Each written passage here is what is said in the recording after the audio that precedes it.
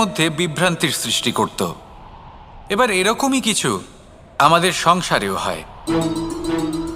আমাদের দেশ, যেখানে একটি ভূমির ওপর ভিন্ন ভিন্ন ধর্মের মানুষ বাস করেন, ভিন্ন ভিন্ন জাতি, ভিন্ন ধর্ম, ভিন্ন ভাষা।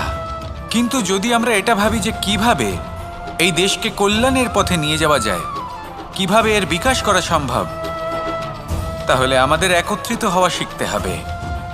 যেইভাবে 5টা আঙুল একত্রিত হয়, মুষ্টিবদ্ধ হয়, সেইভাবেই আপনার যে ভাষাই হোক, যে ধর্মই হোক, যে জাতি হোক না কেন, ঠিক আছে, আবশ্যক হলো আপনার নিজের কর্মভূমির সাথে, আপনার ধরিত্রীর সাথে যুক্ত থাকা, সাথে থাকা।